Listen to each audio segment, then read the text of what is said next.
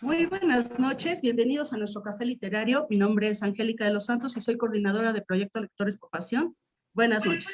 En repetidas ocasiones hemos platicado de la importancia que es como que tenemos, la importancia y la responsabilidad que tenemos como lectores, no solo de leer esas historias, esas novelas, esos cuentos, sino también todo tipo de textos de no ficción que nos dejen que, que su contenido nos deje una reflexión, y no solamente de temas, este, de temas que sea, no, sobre todo de temas que sean de difícil, que sea, que no sea tan accesible.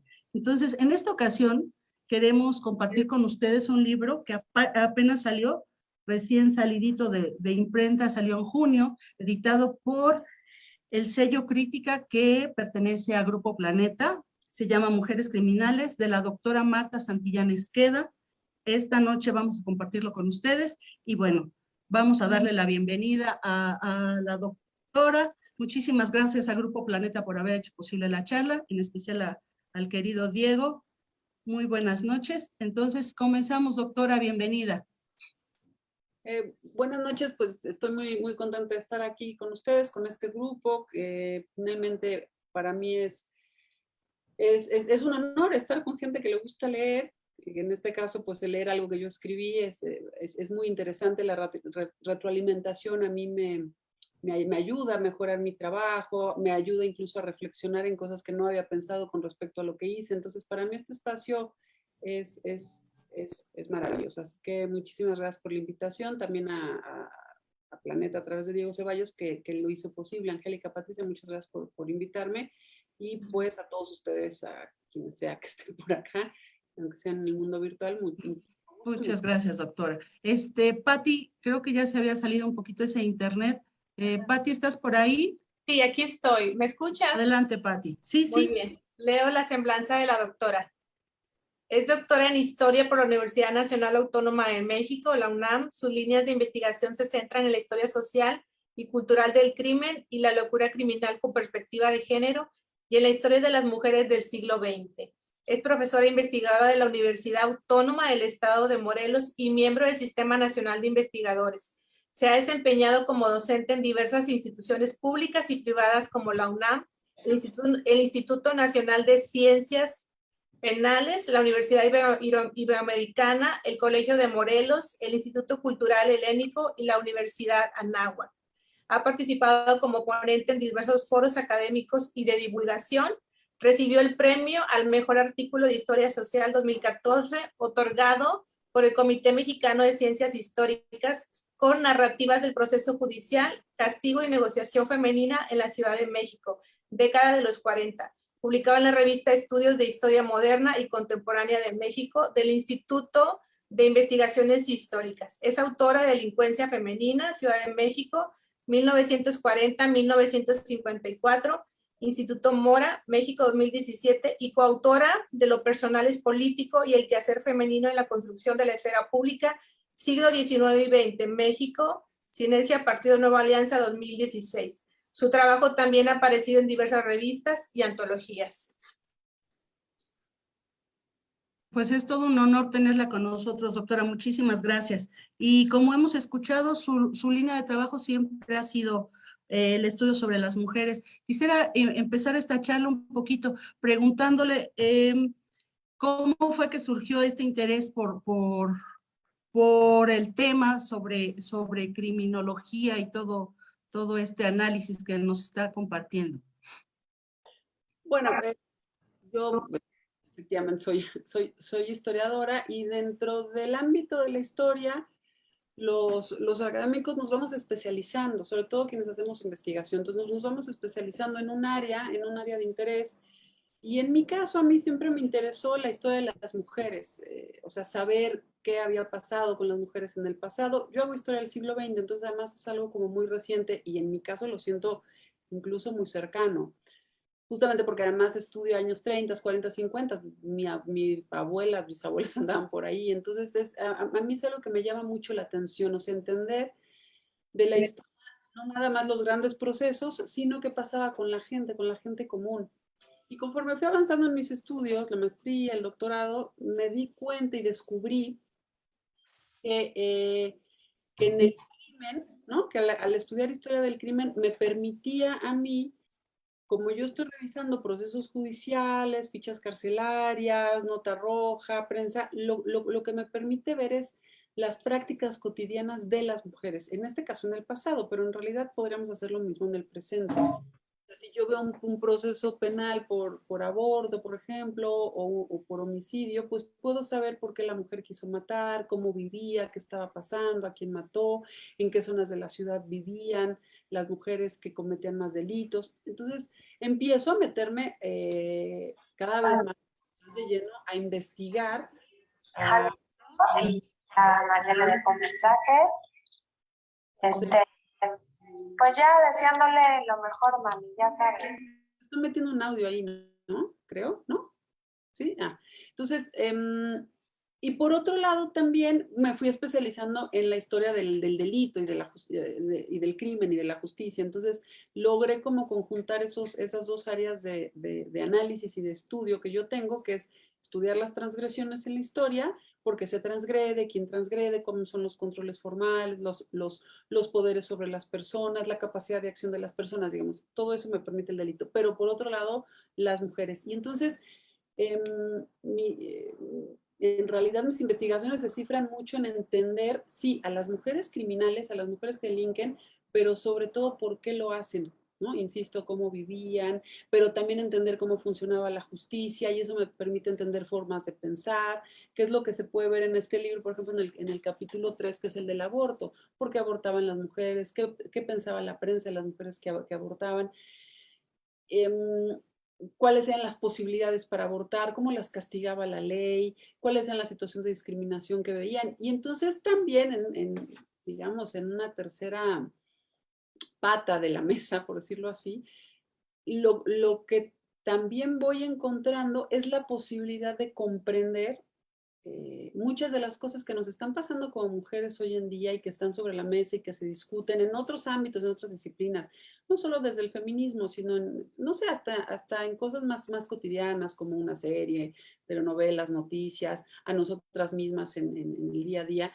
Y me voy dando cuenta que estudiar este pasado tan pudiera pensarse lejano, pero en realidad es bastante reciente, cómo nos ha heredado formas de ser y de existir a las mujeres y cómo ha heredado formas de asumir que son las mujeres y cómo hemos heredado formas en que nos siguen tratando, que son formas que vienen del pasado. Y entonces me doy cuenta también que mis estudios de alguna manera aportan a la discusión, una discusión que puede ser más feminista, más politizada, si queremos, un poco más académica, pero aportan a la discusión, pero también me permiten reflexionar desde un lugar mucho más cotidiano y más simple al por qué estamos como estamos, para poder proponer otras formas, incluso para nosotras mismas, de cambio o de formas de ser o de actuar o de cuestionar lo que nos está pasando, de cuestionar incluso por qué somos como somos las mujeres hoy en día.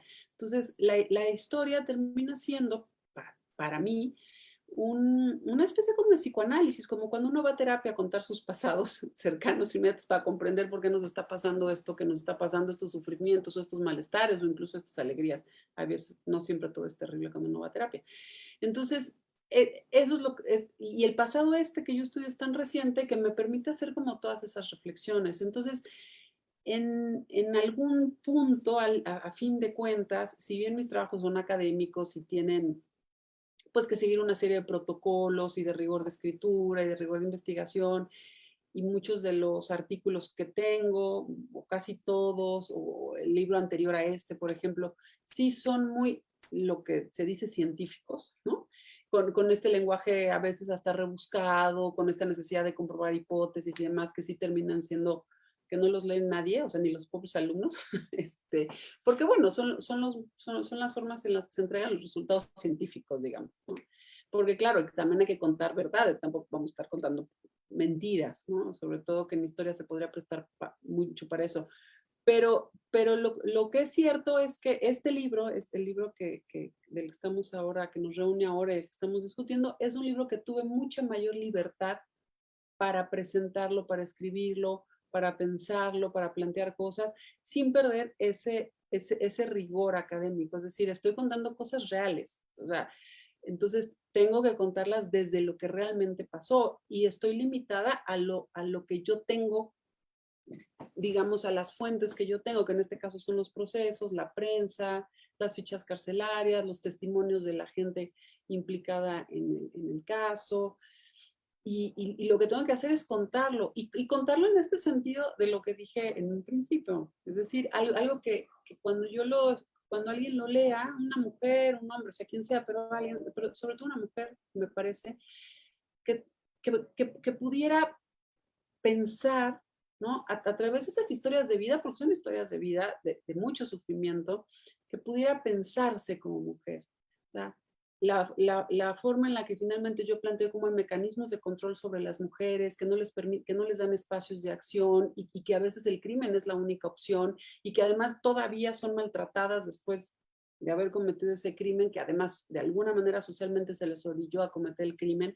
No estoy diciendo que esté bien cometer crimen, estoy diciendo simplemente son las condiciones en las que se cometen esos crímenes. Encima de todo a las mujeres les va terrible y les va fatal. Entonces, tratar de entender que la condición de mujer, incluso hoy en día, pues implica estarse pensando. Entonces, utilizar estas historias desde un lenguaje más narrativo, más suelto, más libre, menos acartonado, como es la vida académica, y que quizá ayudó mucho o ayuda mucho, aunque para alguna gente de la vida académica se puede quejar que mandaron las citas al final, porque son sí, ¿no? Que es la parte de tengo que mostrar todo lo que digo en citas y citas y citas y citas. Entonces también eso hace una lectura más ágil.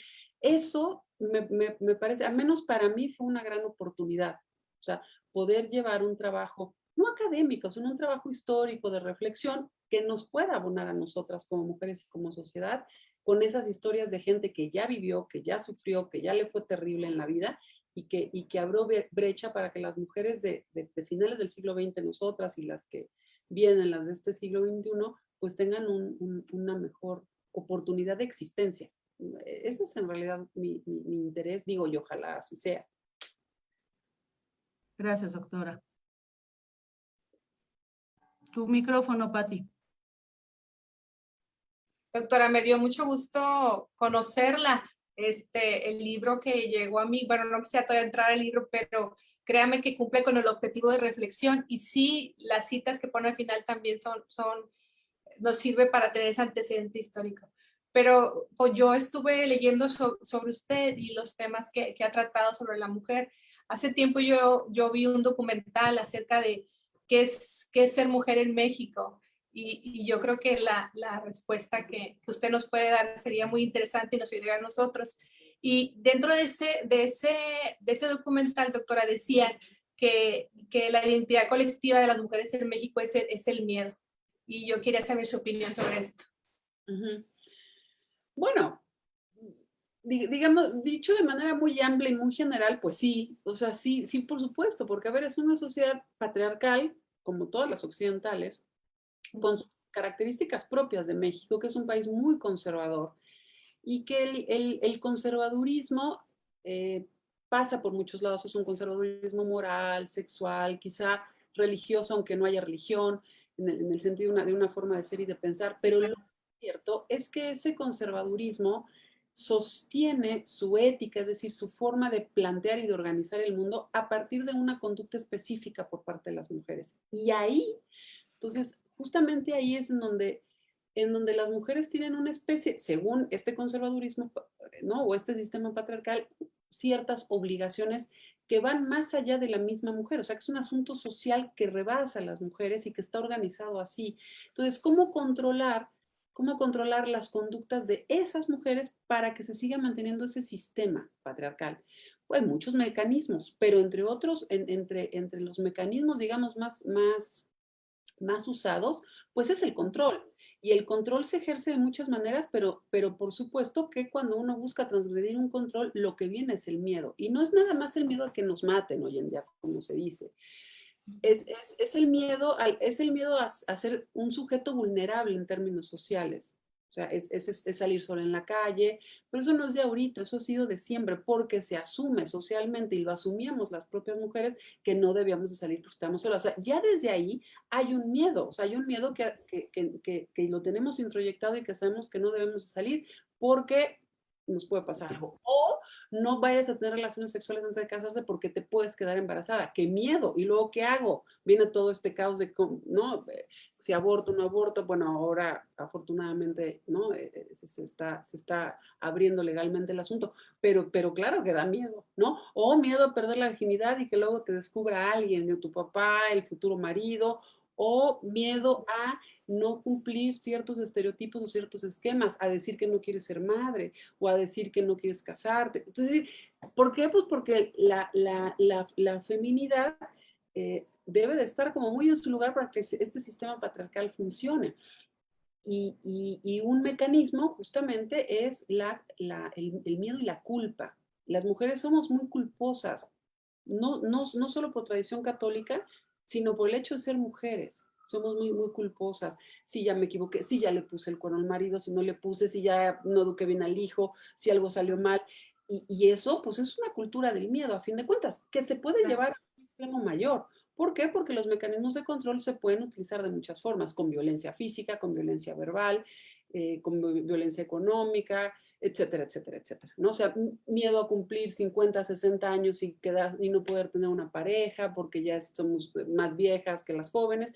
Entonces, sí lo creo, fuertemente lo creo, y esto está construido por un sistema patriarcal que le requiere que las mujeres, para que se sostenga ese sistema patriarcal, que bueno, eso es un punto, es una ilusión también, porque el sistema patriarcal está cambiando, pero cambia muy lento y hay muchas resistencias, y la mejor forma de hacerlo es que las mujeres no cambien sus comportamientos, porque ahí no cambiaría el sistema patriarcal.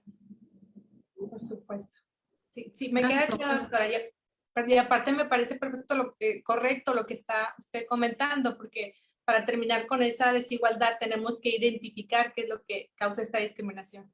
Gracias, doctora. Y precisamente, doctora, lo que acaba de decir o el tema que acaban de tocar sobre el miedo viene mucho en las historias que está narrando en el libro. Yo les quiero comentar a nuestros compañeros a nuestros compañeros que nos están siguiendo en la página que el libro narra 5 historias de mujeres que cometieron crímenes o que son considerados crímenes en la década de 1930 y 1940. Pero además quiero comentarles que está narrado de una forma, como bien lo mencionaba hace ratito la doctora, muy accesible a nosotros. Es, sí, un texto académico, pero realmente está narrado de una forma que a los lectores, bueno, los que lo hemos leído, se nos hace muy, muy accesible. Entonces, doctora, yo le quiero preguntar, lógicamente usted ya tiene muchísimo tiempo en este campo de la investigación. ¿Qué tan difícil fue ahorita meterse más o esta manera de contar las historias y de narrarnos estos hechos para hacerlo, para dárnoslos a conocer a los lectores y llegarle no solo a los académicos, ¿no? Porque este trabajo, como bien lo decíamos antes de entrar a la charla, pues ya es trabajo que conocen entre ustedes, pero pocas veces nos los hacen accesible a los lectores. ¿Qué tan difícil fue esta manera, doctora? Pues, pues mire, la verdad es que sí tuvo un grado de dificultad, pero justamente para equilibrar lo que estoy contando sin caer en la ficción, o sea, sin inventar cosas que no pasaron. Y servirme de lo poco que tengo, porque a ver, lo que yo tengo es un proceso judicial que es sumamente frío, y servirme de ahí para tratar de extraer emociones, posibilidades, formas, y, y esas formas poderlas poner en papel, digamos, o con palabras sin transgredir lo que verdaderamente pasó. Ahí radicó más la parte difícil, o sea, tener como esa sensibilidad de que no me pusiera yo ya luego a contar historias, ¿no? Que no son. Por ejemplo, hay un capítulo, en el capítulo 2, que empieza con unos hombres que están tocando una puerta. Yo lo que tengo en el proceso penal es ellos diciendo, y llegamos a las 7 de la mañana, no me acuerdo la hora que era, a las 7 de la mañana, y tocamos la puerta. Adentro se escuchaban voces, nadie nos abría. De pronto se abrió la puerta. Ellos lo cuentan así, es el proceso. Entonces, pero yo no lo cuento así. Yo lo que cuento, llegaron fulano de tal, ahí no estoy mintiendo porque sí llegaron, ¿no? Y tocaron la puerta, se acercaron a escuchar. Ellos no lo están contando así, pero yo sí, yo tengo que hacer todo ese ejercicio narrativo para quitarle esa frialdad.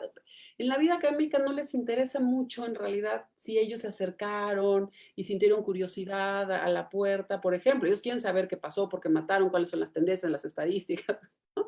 Como, y en este caso, pues mi dificultad radicó ahí o sea, en los límites que yo estaba tocando con la ficción.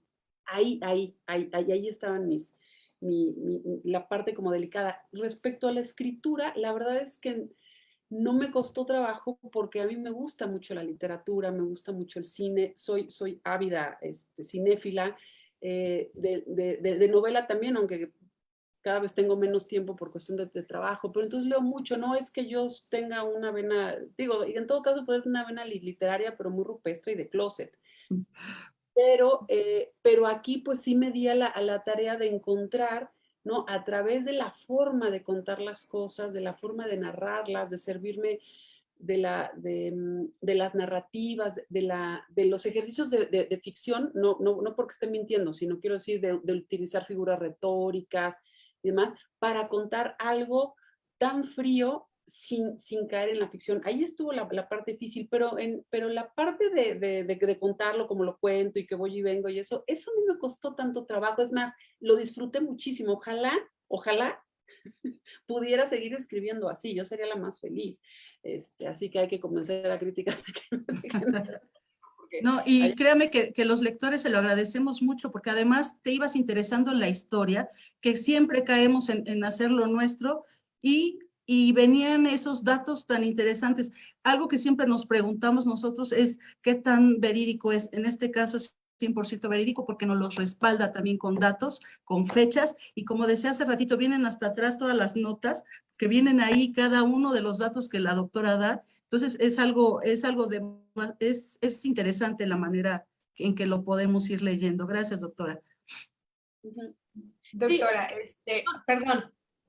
Rapidísimo. Otra cosa que no sé si me costó trabajo, pero sí fue muy laborioso, fue darle suspenso. Porque dije, estoy hablando de crimen, tiene que haber suspenso aquí. Y entonces tuve que cortar, o sea, en algún momento decidí yo cortar las historias, porque si se fijan, yo no lo cuento lo voy contando, voy viajando de atrás hacia adelante, de adelante hacia atrás, luego meto datos, traigo a la prensa. Esa parte, construir ese mapa, eso sí fue muy laborioso para yo no perder el hilo. Había veces que yo perdí el hilo, pues, en esa forma de contarlo, por ejemplo, ¿no? Pero bueno, la idea era darle algo de suspenso, algo de atractivo, además de la narrativa, ¿no? Pero bueno, ya, perdón. No. Pero yo le quería comentar, doctora, que sí cumple, o sea, sí es un libro de historia, pero también es una novela, entonces ya está lista para escribir la próxima novela. Sí cumple. Yo me quedo con la frase de la presentación que me gustó mucho y desde que inicia. Ahí dice que la importancia que tiene el estudio del pasado para lograr la transformación de las circunstancias actuales. Y yo creo que esa parte de este libro de Mujeres Criminales, esa parte que narra la vida de estas 5 personas, donde no son solamente criminales ni son víctimas, sino creo que usted logra encontrar esa complejidad que existe en este tipo de situaciones. Y aparte que como la violencia, o a veces me pareciera a mí que esas personas tenían que actuar de esa manera, como que estaban en un callejón sin salida y actuaron de esa manera. Y todo este proceso que viven, usted nos narra en este libro, cómo vuelven a ser víctimas en estos procesos judiciales, la imagen que se tenía en el círculo que vivían, en cuestión cultural. Entonces, pero mi pregunta sobre el libro, que creo que sí cumple sí te atrapa, porque aparte es esa narrativa que usted realizó, donde podemos ver la complejidad y los momentos que vio cada mujer que narra este libro. Y habla de todo este proceso. Y yo tengo una pregunta para usted, que el libro, pienso, para mí sí la contesta, pero para quien no lo ha leído, es cómo se desarrolla una visión de perspectiva de género. O sea, cómo logramos nosotros ampliar nuestro criterio, darnos cuenta de la realidad que vivimos, de la importancia de conocer la historia para no repetirla, y de que este proceso no ha concluido, doctora, o sea, que todavía seguimos en este proceso de cambio. Claro. Sí, bueno, justamente, a ver, otra cosa que yo hago no es nada más contar la historia de mujeres y ya, y decir lo que les pasó, que bueno, sí es terrible y hay mucho sufrimiento ahí, sino es entender que las mujeres, la feminidad se construye, o sea, no es algo que está dado por naturaleza, la feminidad como todo, lo que acontece socialmente es cultural, es decir, tiene significados, o sea, el que una mujer decida dejarse el pelo largo, dejarse el pelo corto, ponerse falda, ponerse pantalón, significa algo, ¿no? Los estereotipos de belleza tienen un significado también y van en función de otros significados. Entonces, bueno, si entendemos eso y entendemos que, o sea, por otro lado, lo que decíamos hace rato, esta sociedad patriarcal conservadora requiere que las mujeres se comporten de determinada manera, significa que esos comportamientos se van a sostener en significados. Por ejemplo, que una mujer no pierda la virginidad antes de casarse. Hoy en día no tanto, pero aún así, pero todavía hasta hace unos 20, 40 años, perdía la virginidad, significaba algo, que era una mujer de menor calidad. Ahí hay un significado, y a partir de ese significado me tratan todos los demás. Me puede tratar mi padre, mi futuro novio, mis amigas, me dejan de hablar porque soy una mujer de menor calidad, entonces ya no encuentro trabajo y se entera en la escuela donde doy clases y me despiden, y entonces mandan un boletín y ya no encuentro trabajo de maestra en ningún lado y acabo de mesera, ¿no? O como en las películas de los años 40 y no en Sevilla, de cabaretera, porque es el único espacio por lo que significa el tipo de mujer que soy yo para perder la virginidad, donde termino. Entonces, perspectiva de género implica entender que la feminidad y la masculinidad es una construcción que significa algo y que es una construcción social. Es decir, socialmente se van armando las ideas de lo que implica ser mujer y del ideal de ser mujer. ¿Cómo se es una mujer buena? ¿Cómo se es una mujer mala? ¿Cómo es una mujer bella? ¿Cómo es una mujer fea? ¿Cómo es una buena madre? ¿Cómo es una mala madre? Todos esos son significados.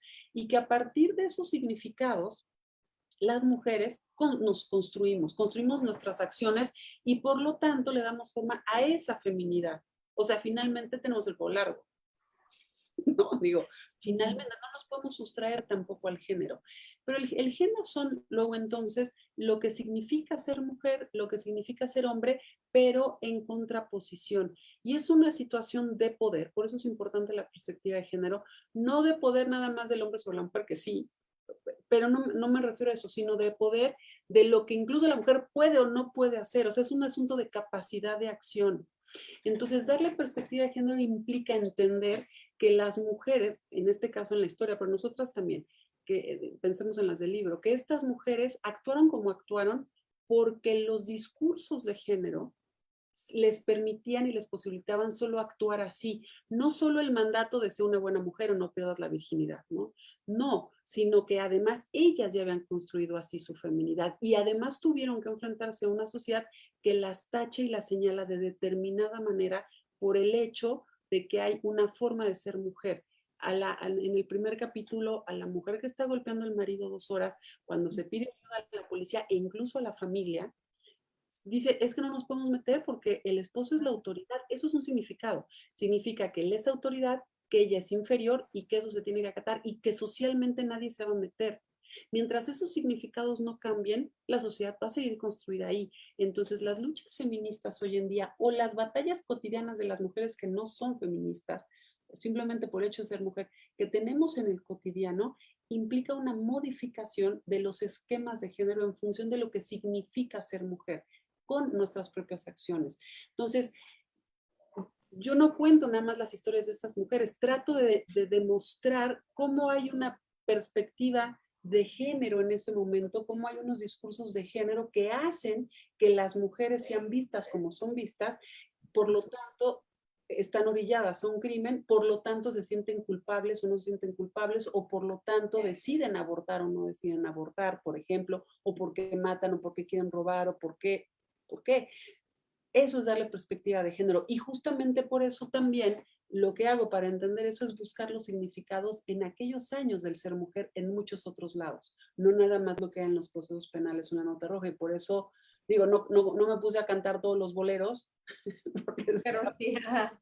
pero para mí poner un bolero ahí es una provocación de pónganse a escuchar todos los otros boleros y ahí van a ver los significados del ser mujer. Y se puede ver cómo en ese bolero que yo pongo o en esa película que pongo hay una similitud en la acción de la mujer criminal y hay una similitud en cómo la está tratando el juez, el marido, la hermana, la vecina, la señora.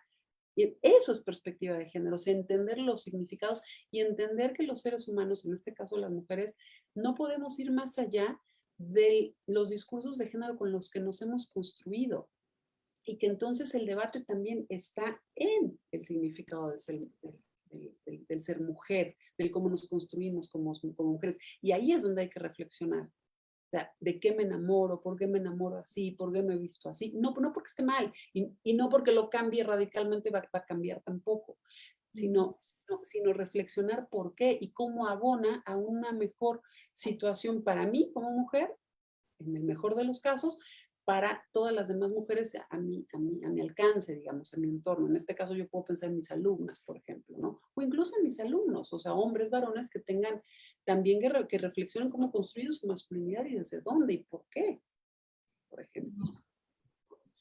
Porque, claro. Es perspectiva de género, para mí, ¿no? Muy bien, sí. Gracias, doctora. Dentro de los temas que se abordan, bueno, de los que toca, violencia intrafamiliar, violación, aborto, son muchos temas que, como usted lo acaba de decir, son todavía muy actuales. Tristemente, yo puedo decir, con lo que nos mencionó sobre ese primer capítulo, donde la policía no quiere intervenir porque es un asunto de casa, por decirlo así. Yo sigo viendo muchas personas, si de casualidad en la calle encuentras una situación parecida, la mayoría se hace a un lado, ¿no? Seguimos teniendo este tipo de actitudes. Cuando en el capítulo donde sufrió una violación, también no se toca la violación tal cual, sino dice que perdió la honra, ¿no? No se toca que fue ahí o que fue incesto, pero no quieres tocar el tema, no usan esa palabra y creo que seguimos en la misma situación tristemente. A veces dicen que la vida real supera la ficción, ¿no? Y creo que en este caso está más que visto. Doctora, tengo ya aquí muchas preguntas, no sé si podamos ya pasar a eso para que nos dé tiempo, Pati. Entonces empiezo. Sí, claro. Y bueno, le mandan saludos, buenas noches desde Cholula, Orizaba, desde Ensenada, Baja California, y dice, Romina nos pregunta, ¿qué cree que deberíamos de hacer para quitar todas estas cadenas? Bueno, me imagino que se refiere a lo que decíamos ahorita, ¿no? Que no ha habido un cambio real. Claro, yo creo que lo que hay que hacer es seguir reflexionando e ir modificando nuestras conductas como mujeres en el cotidiano, además de la lucha y la batalla que podemos tener en las calles, en las cámaras de diputados tratando de que se modifiquen leyes. Eso es fundamental, pero en el cotidiano. O sea, el cotidiano es importante. O sea, ¿qué pasa si las mujeres, que son muchas, encuentran en la sexualidad una forma de ingreso? Y no me refiero a prostitución, ¿eh? O sea, me refiero desde buscar solo novios con cartera, alguien que me pague la cuenta, pues porque yo soy una linda mujer. No digo que esté mal, pues, obvio está bien que nos paguen las cuentas. Es un ejemplo, nada más. Pero si yo sigo replicando todos esos esquemas patriarcales de género que me ponen en una situación de inferioridad, las cosas van a tardar mucho más en cambiar, no solo para mí, para las generaciones siguientes. Entonces, empoderar, a mí no me gusta mucho esa palabra, pero el sentido es es adquirir conciencia de que se puede construir la feminidad de manera más autónoma e independiente con respecto a la feminidad. Solo así se va a romper, perdón, a la masculinidad, una feminidad más autónoma, porque solo así se va a romper el patriarcado. De otra forma, no. De otra forma, lo estamos replicando nosotras, aunque vayamos a marchas, aunque firmemos comunicados, aunque estemos a favor de lo que sea que estemos. Pero si en casa o en el cotidiano estamos replicando conductas femeninas que abonan y sostienen el patriarcado, pues las cosas no van a cambiar, o no tan fácil o no tan rápido. A lo mejor no queremos que cambien, lo cual está bien también. Pero si queremos que cambien, pues eso es lo que habría que cambiar. Muchas gracias. Bueno, Adriana Barruecos nos dice, doctora, buenas noches, gracias por su obra. Para mí es un tema muy interesante. Mi pregunta va enfocada a las fuentes. ¿Qué tan difícil fue encontrar fuentes verídicas? Ya que me parece que en muchos de estos casos se llega a distorsionar la realidad. Claro, no, todas mis fuentes son absolutamente reales y verídicas, es decir, em, yo me dedico a la investigación histórica, entonces yo sé dónde están en el Archivo General de la Nación, en el Fondo Tribunal Superior de Justicia. Yo tengo muchísimos años revisando cajas y cajas y cajas de expedientes y leyendo procesos y leyendo archivos y selecciono, en este caso para este libro, los que considero me van a dar el material suficiente para poder contar las cosas que estoy contando de la manera en la que las cuento. Mismo caso, me fui a la hemeroteca a buscar los casos, ¿no? Voy viendo las fechas y voy a la hemeroteca a buscar los casos, voy al fondo cárceles, hay un archivo donde están todas las fichas carcelarias, a buscar las fichas carcelarias de estas mismas mujeres para empezar a cotejar toda esa información. Entonces yo me estoy basando en documentos históricos reales que están ahí, que se registraron y desde ahí yo hago una lectura. Ahora bien, por supuesto que lo que se está diciendo en el proceso judicial, ¿existe la posibilidad de que sea mentira? Por supuesto. O sea, sin duda. El último caso lo demuestra. Yo en el último caso, yo nunca digo quién fue culpable o no, porque al final misma no lo sé. O sea, aun cuando hay una sentencia, es un caso muy complejo, pero no hay certeza. ¿Mintió esta mujer o no mintió? ¿Mintió el taxista o no mintió el taxista?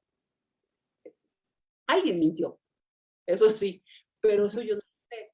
Entonces, lo que para yo tener información veraz, parto del proceso, tengo conciencia de que se puede mentir en ese proceso y simplemente cuento lo que yo estoy viendo en el proceso y digo, yo vi esto, a mí me están contando esto y es verosímil. O sea, sí puede ser que haya pasado, no puede ser que haya pasado, pero yo dejo ahí la información, digamos, hablando como de la veracidad del hecho, que no es tampoco lo más importante y relevante, creo que lo digo en la introducción. Sí es importante el hecho, pues, de donde estamos partiendo, pero lo más importante me parece, partiendo de la posibilidad de que se están mintiendo en los procesos, incluso de que la prensa exagera y luego dice cosas que no son, porque también es eso, y yo lo demostré ahí como en el proceso dicen una cosa en el de aborto y la prensa las pone, bueno, como las peores mujeres del mundo inventando cosas que no están en el proceso y que obvio debieron haber inventado porque no fueron a investigar la vida de estas mujeres, pero simplemente yo digo, la prensa tiene estas características, está diciendo esto en el proceso, se está viendo esto, pero también relevante es darnos cuenta por qué se está mintiendo. ¿No? En el cuarto capítulo vemos que hay corrupción, hay tortura. Entonces me permite hacerte una reflexión en torno a los derechos humanos de las mujeres que no existían en ese entonces. Y es importante decir, es que no existen. ¿Cuándo van a empezar? Hasta los años finales del siglo XX. Y entonces entender que eso que tengo, eso poco que tengo ahí, ¿no? Yo lo doy por verosímil, por veraz, y poder reflexionar con eso que hay para otras temáticas complejas y difíciles, ¿no? Como en el caso, y me regreso al del aborto, o bien el de la violencia sexual intrafamiliar. Ella dijo, a mí me violó. No, o sea, y le creemos, todo el tiempo le creímos, o sea, y quien ha leído el libro estoy segura que le ha creído, pero la verdad, ¿cómo sabemos que no estaba mintiendo? Ni siquiera se comprobó eso en el proceso judicial. Pero a ver, la verdad del hecho no radica en si ella miente o no miente, radica en la posibilidad de todas las mujeres que son violadas en sus familias. Eso es lo que es verosímil, es lo veraz, es lo común, es lo que está ahí y es lo que nos debe de asustar y de aterrar. Y es por lo que debemos de luchar, tratar de cambiar la situación. Juan Francisco Aguirre dice, ¿ha cambiado la forma en que se juzgaba antes a las mujeres en relación a la forma en que actualmente se juzga? Sí, sin duda. A ver, han pasado 80 años, casi 100, 90 años, y claro que ha cambiado. Las cosas han cambiado mucho. Ahora, eso no quiere decir que esté mejor, no está peor, pero tampoco está mejor en términos de algo ideal. Es decir, van por lo menos 1 o 2 sexenios, o 3 quizá, ¿no? Donde las feministas, sobre todo abogadas feministas, están luchando porque se juzgue con perspectiva de género. O sea, entendiendo qué lleva a una mujer a cometer un delito. Juzgar con perspectiva de género no significa no castigar a quien haya que castigar penalmente. Significa entender también el por qué se cometen ciertos delitos para atenuar o agravar un castigo, para dar una mejor condición o situación en las cárceles. A ver, si la tortura no está permitida en este país, eso tiene muy pocos años, como lo cuento yo en el último capítulo, pero bueno, no es lo mismo si la tortura estuviera permitida, por ejemplo, ¿no? O como en aquellos años que no está permitida, pero que sucedía. ¿Cómo se tortura a una mujer a diferencia de un hombre? La tortura es tremenda, pero se tortura con perspectiva de género, de entrada, porque, ¿no? Porque una mujer, no solo por la violación, a los hombres también se les puede violar, pero ¿qué pasa? Yo he leído estudios antropológicos, es decir, muy actuales, de especialistas como Elena Saola, que ellas trabaja con mujeres en las cárceles, y cuenta cómo muchas de las veces la tortura que hacen es decirles, llevar a sus hijas chiquitas y decirles que las van a violar, por ejemplo.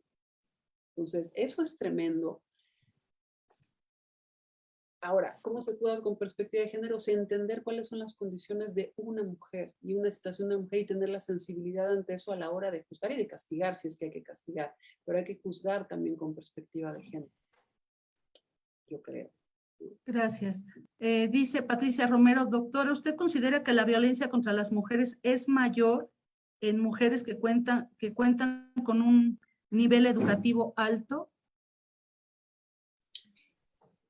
No, a ver, habría que ver números para tenerlo como muy claro. Y teniendo presente que no todo está registrado. Entonces los propios números y los propios registros pueden estar oscureciendo la realidad. Pero lo que sí es cierto es que el sistema patriarcal es para todas las clases sociales.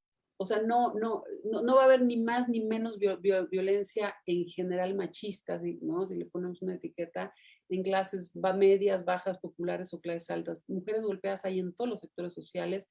Pueden cambiar las formas, los mecanismos, los motivos, pero la idea de que la mujer es inferior y se le reprime con violencia, del tipo que sea, pero podemos llevar hasta la violencia física, a veces mortal, eso sucede en todos los sectores sociales. Ahora, se podría decir, sí, claro, lo que pasa es que si vemos la violencia doméstica se da más en sectores populares. Pero también existe la posibilidad de que en sectores medios y altos no haya denuncias por una cuestión de clase. Digo, existe la posibilidad, ¿no? Pero lo que sí podemos decir o tener por cierto es que se golpea tanto una mujer en las lomas, ¿no? Como en la del Valle, como, no sé, en una colonia popular. Entonces, la violencia está en todos lados. Yo lo que creería es que cambian las formas y los motivos. Gracias. Dice Gisela Aguilar, buenas noches. Me gustaría preguntar, ¿cuál fue la historia más difícil de escribir por el impacto que causó en usted? Yo creo que la del segundo capítulo, la de violencia sexual intrafamiliar, porque me llevó, a ver, el cuarto capítulo fue difícil, pero no tanto porque me ha impactado a mí, o sea, sí, todos me impactan, pues, pero quiero decir, fue difícil porque me permitió ver, no algo que no supiera yo, pero me permitió estudiarlo más, el tema de la corrupción judicial y la tortura, y cuando, ¿no? Y descubrí eso fue como muy impactante para mí. Pero como caso, con todo lo que implica socialmente, el de la violencia sexual intrafamiliar, a mí ese para mí fue, ese sí me implicó mucho, o sea, me implicó en el sentido de que me involucré, sí me involucré mucho, porque claro, me exige empezar a revisar cosas de violencia sexual intrafamiliar y me doy cuenta de lo retrasado que está en México ese asunto, ese tema del cómo no se habla, de cuando reviso estudios actuales, sociológicos, darme cuenta que hasta los años 80, ¿no? Algunas asociaciones feministas se ocuparon del tema, ni siquiera el Estado, que no hay centros de ayuda para las mujeres, que son escasos, que las mujeres están realmente solas, que se abusa también de niños, más de niñas, pero de niños, que incluso el abuso horizontal de primos, hermanos, es hacia las primas o hermanas. O sea, a mí eso o sea, a mí sí me choqueó esa parte. Y bueno, y luego verlo reflejado en un caso que estoy estudiando en ese momento, aunque sea un caso de hace muchos años, para mí son vidas, o sea, son vidas que se vivieron, que sufren y que reflejan cosas que siguen pasando. Eso es lo que a mí me parece muy fuerte. Muy bien. Tengo una pregunta, doctora, también de uno de los compañeros lectores, Rafael Jiménez Caballero, dice, pienso que hay una construcción débil de la imagen de la mujer, porque creemos que la mujer es sumisa y no puede llegar a asesinar a alguien, pero creo que aquí se demuestra lo contrario. Bueno, sí, evidentemente. No necesariamente asesinar implica no ser sumisa. No necesariamente, porque habría que ver en qué condiciones se da. Pero sí es cierto que lo que demuestran estudios históricos como esto es que al menos las mujeres no son ni todas iguales, ni son pasivas, y que siempre se toman decisiones y se actúa en la vida con respecto a algo. No solo por haber rechazado la violencia y haber matado al marido, se pudo haber ido también sin haberlo matado y también hubiera sido no ser sumisa, por ejemplo. Pero trató de irse. O sea, aquí el asunto es dar cuenta que las mujeres sí actúan y no nada más están sentadas esperando el regaño del padre, del hermano, del marido. O sea, que las mujeres tomamos decisiones desde donde las podemos tomar y con lo que tenemos a la mano y con la idea de feminidad que tenemos. Entonces, sí, eso que apunta este lector, sí es bien importante. Hay que reconocer que las mujeres no somos efectivamente sumisas. Aquí el tema no pasa nada más por la sumisión, sino pasa por la capacidad de actuar y cómo se actúa con respecto a qué y cuáles son las herramientas que tengo para actuar. O sea, una mujer no va a ser la directora general de una empresa, no porque sea sumisa o no. Igual tiene todo para ser la directora general de una empresa y sin embargo las mujeres no llegamos a puestos importantes en empresas o de toma de decisión por cómo está construida la sociedad. Entonces hay un momento también, ¿no?, en que ese acotado margen de acción que tienen las mujeres nos podría hacer parecer sumisas, pero en realidad es por cómo está construida la sociedad también. Muy bien. Adriana Barruecos nos pregunta, desde su perspectiva, ¿los crímenes de mujeres derivados de la violencia de género han aumentado con el paso de los años o solo es que anteriormente no se documentaban o investigaban tanto estos casos? Es lo segundo. Es lo segundo. Hay una conciencia muy distinta hoy en día con respecto a la violencia contra las mujeres que no existía. O sea, no existía hace 50 años. Vaya, no es que no supiera la sociedad y la gente que se estaba violentando a una mujer, o sea, sí, sin duda, pero no es la misma conciencia de ahora. Ahora tenemos una conciencia que pasa por yo tengo derecho a no ser violentada. Eso es muy diferente. Y hay leyes. Pues apareció la ley de no violencia contra las mujeres 2005. Está la Carta de los Derechos humanos. O está la CEDAW, está volviendo para. Estamos hablando de finales del siglo. Entonces, esa conciencia lo que hace es nos permite nombrar y señalar todo lo que ya estaba ahí, pero que no habíamos señalado. Es como si ahora estamos viendo este librero. Sabemos que hay libros ahí, sí, de muchos colores, sí, pero ¿qué pasa si de pronto decimos es que los libros color morado o rosa es la violencia? Y están ahí y hay un montón. ¿A poco? Sí, a ver. Y entonces de pronto descubrimos que hay 1, 2, 3, 4, 5. Y hace rato, mientras yo se los contaba, a pesar de que estaban ahí esos mismos libros, no habíamos hecho conciencia de que estaban ahí. Y ahora sí, que ya sabemos que los morados nos estorban, los podemos estar señalando. Oye, pero mira, este de acá no es morado. Bueno, pero tiene como el parecidito. Bueno, eso es medio violencia, ¿no? Pero eso hay que tener una conciencia. Entonces, mujeres maltratadas, siempre ha habido, siempre las hemos encontrado los historiadores y las historiadoras los hemos encontrado en los procesos desde la colonia, por supuesto. Las violencias cambian, son históricas, los motivos, la forma de recibir la violencia, la forma de lidiar con la propia violencia también cambia. Uno se puede sentir violentado hoy en día por algo que hace 30 años ni por aquí nos pasaban, que nos estaban violentando. O sea, hace 30 años nos daban un piropo en la calle y simplemente nos podía caer mal, o un 2, 3, o nos daba risa el albañil o el taxista que nos aventaba el piropo, o el varón que estuviera allí aventándose el piropo. Y hoy en día podríamos sentirnos sumamente ofendidas porque nos está violentando en mi espacio, ¿no?, vital, cuando yo estoy en la calle y entonces me quiere hacer sentir inferior y él, pero esa conciencia no se tenía hace unos años. Entonces, esa conciencia hace que señalemos más y que se nombre más la violencia y parezca que ha aumentado, pero habría que ver estadísticas de larga duración. Yo, con lo poco que he estudiado en el sentido del siglo XX y lo que he revisado de siglos anteriores, la verdad es que no ha aumentado. Es una práctica que está ahí, ¿no? Extendida. Yo me atrevería a decir incluso que podría estar más contenida hoy en día. Doctora, en su libro usted señala, ahorita nos está diciendo que hay que crear conciencia, y hay unos puntos muy interesantes, por ejemplo, donde cita que un diario en el 1922 instituyó el 10 de mayo para celebrar la imagen que tenemos de la madre, yo creo que en toda América Latina o el mundo entero, pero particularmente con un caso de un tema que usted trata como el aborto, y luego este festejo que existe en el país. Entonces, ¿cómo los medios de comunicación tenían esa influencia? Entonces, toda esa parte que usted narra y con todos los datos históricos que nos da, vamos viendo que sí va cambiando, que sí va mejorando, que hay nuevas leyes, pero están escritas, pero en la práctica, en el día a día, doctora, a mí me pareciera que siguen presentando este tipo de situaciones, que la prensa todavía sigue manipulando, o las redes sociales, o como le queramos ver ahora, que existe esta violencia aún. Y mi pregunta es, ¿aún existe o se accede de manera distinta a la justicia hombres y mujeres? Hoy en día, sí, es una de las grandes batallas y luchas feministas hoy en día, que sí hay un acceso justamente sin perspectiva de género. ¿Qué quiere decir eso? Que se está juzgando a los hombres con ciertas prerrogativas y a las mujeres con cierta mirada suspicaz por el hecho de ser mujeres.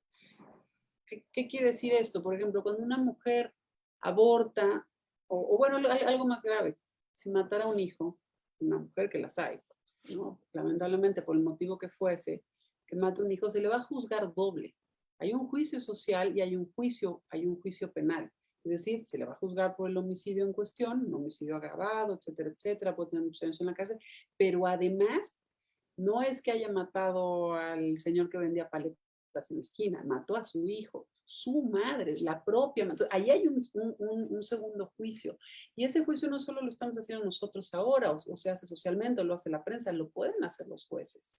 Los jueces pueden decir, esta mujer además es madre, qué cosa tan terrible, le voy a dar los más años que pueda, porque cómo una madre puede matar a su hijo. Y ahí se está juzgando doble a la mujer. Y sin embargo, cuando un hombre mata a su hijo, quizá hoy en día un poco más, pero hasta hace unos años no tenía el mismo peso de un hombre matando a su hijo que una mujer matando a su hijo, por ejemplo. O ya no existe el delito de adulterio, hace muy poquitos años, pero existió hasta el 2000 algo, 2005 por ahí, pero justamente no se juzgaba. Lo que yo he visto en los años 40 es que las mujeres acusadas de adulterio les iba peor que a los hombres acusados de adulterio en cuestión de castigo. Y en la letra de la ley no había ninguna distinción de género, pero se está juzgando, ¿no?, con una diferencia donde a la mujer se le pone en una situación de inferioridad por el hecho de ser mujer, por ejemplo. Y Doctora, el hecho de que, perdón, y nada más para cerrar, doctora, usted comentaba, y el hecho de que en el libro narra cómo siendo mujer tenías que tener una imagen para acceder a la justicia, esa buena imagen que debía tener esa mujer, y cómo se manipulaba esa información. Por eso solo quería comentar lo que aquí se narra aquí en el libro, qué es lo que ocurría. Sí, sí, sí, o sea, además la prensa juega un papel importante en esos años y hoy en día. En aquellos años la prensa era todavía más cínica que hoy para inventar cosas, pero más allá de eso, lo que sí podemos ver es con qué facilidad manipulan la información. O sea, en el caso de aborto, bueno, cuento cómo el Excelsior es el que promueve, o sea, inventa el 10 de mayo y promueve concursos y hace todo lo habido y por haber hasta que introyecta. Y de veras que la celebración del 10 de mayo en México sigue siendo casi única en el mundo, ¿no? Con esa fuerza que recae sobre las madres, que bueno, que se acota un día, pero que tiene que ver con el ser madre en México. Y por otro lado, entonces está el caso de aborto y las que abortan sin saber el motivo por qué, vienen todos estos juicios sobre la mujer, un juicio y otro juicio y otro juicio y otra vez y otra vez. O sea, es tremendo. Y luego, a la hora de ser juzgadas por las cortes penales, pues también está en juego su reputación como mujeres, si eran buenas, si no eran cuscas, si tenían una sexualidad acotada, si el marido sabía, si efectivamente no le ponía el cuerno al marido, si la pérdida de la virginidad fue una violación o no, para todo eso, para ver qué calidad de mujer era. Eso es tremendo.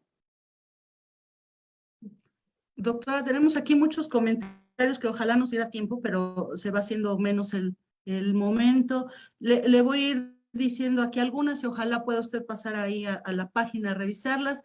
Dice Matt Lelani, buenas noches. Por lo que escucho, usted hizo una amalgama entre nuestro pasado y la necesidad de cambiar la imagen de la mujer como objeto o un ser inferior, lo cual es de suma importancia. ¿Considera que es un libro que debemos incluir en el bachillerato?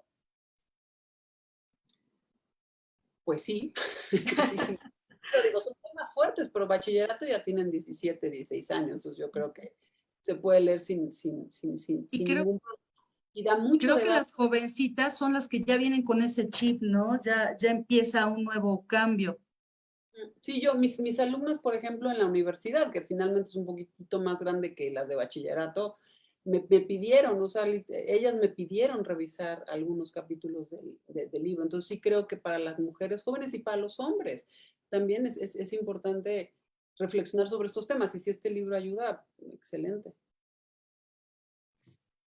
¿Lees otro comentario, Pati? Claro que sí. Aquí dice, buenas noches. Saludos a la doctora y los lectores. Mi pregunta es, ¿acciones de mujeres criminales son mayormente dados en el sector socioeconómico alto o bajo? Creo que eso ya Ya los respondió. había contestado. Dice, muchas feministas, dice Roma, muchas feministas creen que es una lucha solo de la mujer. Yo pienso que es una lucha de toda la sociedad. ¿Usted qué cree? Sí, sí, no, por supuesto. También creo que es a ver, una lucha de las mujeres, sí, bueno, porque somos quienes abanderamos esa lucha y sabemos qué implica ser mujer y estamos, digamos, actuando casi in situ en función de lo que nos acontece, pero sí creo que es algo que le compete a toda la sociedad, por supuesto, y que varones se deben de involucrar, ok, a veces no los invitamos a las marchas, está bien y se entiende y tiene un sentido político, pero eso no quiere decir que no participen de esta renovación de las formas de pensar en torno a las mujeres, por supuesto, al contrario, se necesita que los hombres también modifiquen actitudes y conductas. Claro que sí. Dice Adi Domínguez, gracias por compartir estos temas y cómo se colabora para evitar llegar a este punto, leyendo el libro. ¿Cómo? ¿Cómo se...? ¿Cómo se colabora para evitar llegar a este punto? Me imagino que del crimen. Hay mensajes, señales de alerta y yo le digo que leyendo el libro, doctora. Bueno, ¿cómo se colabora para evitar el crimen? Pues es un asunto social bien importante, o sea, que tiene que ver también con oportunidades. A ver, esta idea que tenemos de que en los sectores populares o más bajos hay más crimen, no está tan errada en el sentido de que hay menos o pocas herramientas para dirimir situaciones difíciles. O sea, si pensemos en el aborto en los estados en los que sigue siendo un delito, lamentablemente. Si yo tengo dinero para subirme un camión y viajar a la Ciudad de México y no cometer un delito, para salir de una situación que no tengo ni que dar justificación, simplemente quiero abortar.